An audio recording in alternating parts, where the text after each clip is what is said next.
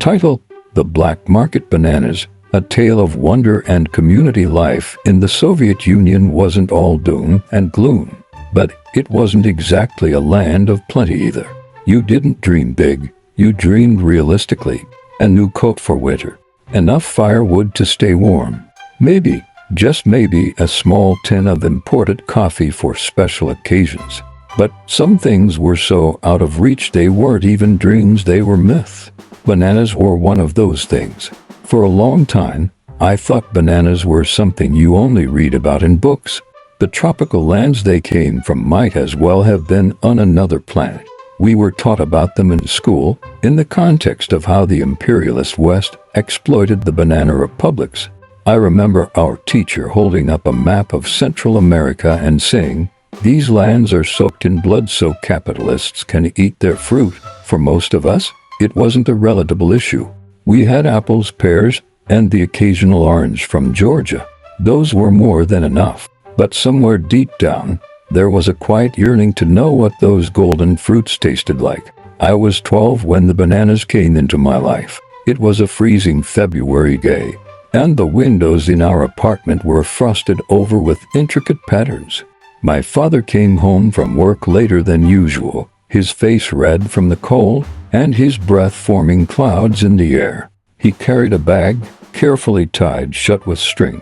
"Anna, kids, come here," he called out as he stomped the snow off his boots. We all gathered around the small kitchen table, curious. My sister, Yulia, was the first to notice something unusual. "What's that smell?" she asked, her nose twitching like a rabbit's. I leaned in closer. The bag had a faint, sweet aroma, something I'd never encountered before. It wasn't floral, nor was it spicy like cinnamon or nutmeg. It was tropical. Father sat down and untied the bag slowly, like a magician revealing a trick.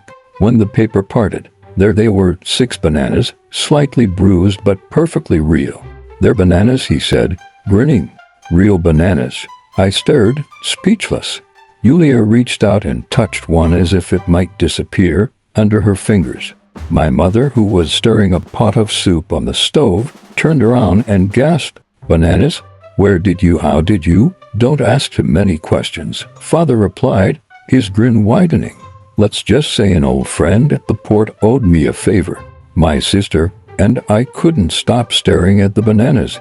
They were smaller than I'd imagined, their skins mottled with brown spots. I'd always thought they'd be a bright, uniform yellow like the cartoon drawings in my school books. "Do we eat them now?" I asked, my voice barely above a whisper. "Not yet," Father said. "First, we savor the moment." He took the bananas out one by one, lining them up on the table like precious jewels. My mother crossed herself and muttered, "Such extravagance." We debated the best way to eat them. Should we peel them and take a bite? Or maybe slice them up and share them like a cake?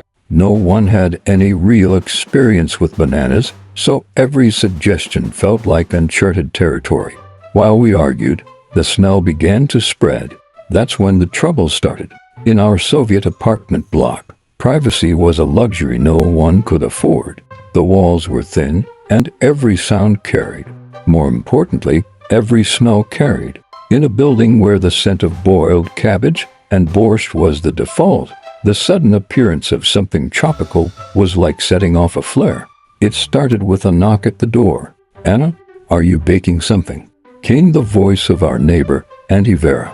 She was always the first to notice anything unusual, whether it was a new coat or an unexpected guest. Father stiffened. He glanced at my mother, who was already wiping her hands nervously on her apron. "What do we do?" she whispered. "Don't panic," Father said. "It's just Vera. I'll handle it." But before he could even get to the door, there was a second knock, then a third. By the time Father opened it, there was a small crowd gathered outside, neighbors from our floor, and even a few from the one below. Their noses twitched like hounds on a scent trail. "Bananas?" Vera declared, her eyes narrowing. I knew it. Father tried to play it off. "What bananas? These are just some exotic potatoes," he joked. But Vera wasn't buying it. "Don't lie to us," Ivan, she said, crossing her arms. The whole building can smell them. Where did you get them? Did your brother in Riga send them? My father sighed, realizing there was no point in lying. Fine, he said. They're bananas, but they're not for sale. We're just enjoying them as a family. That didn't go over well. The neighbors started pleading their cases. My little Vanya has never tasted a banana in his life, Vera said. My husband works long hours at the factory. He deserves a treat, added another neighbor. It was chaos. My father looked at my mother, who gave him a helpless shrug. Finally, he raised his hands and said, all right. Everyone gets a taste. But you have to promise no questions about where they came from. What followed was a scene I'll never forget. My father fetched a knife and began slicing the bananas into thin pieces thinner than I thought possible. Each slice was placed on a saucer and handed out to the waiting crowd. I remember holding my piece, marveling at the golden flesh. It was soft and delicate, almost glowing under the kitchen light. When I finally took a bite, the taste was different. Sweet, yes, but also strange. I couldn't compare it to anything I'd had before. Some of the neighbors made similar observations. It's good, but it's not what I expected, Vera said, chewing slowly. I thought it would taste like candy. For others, it was a revelation. One man closed his eyes and sighed as if he were eating the food of the gods. His wife looked at him and said, "It's just a fruit, Anatoly. Calm down." When the neighbors finally left, the bananas were gone.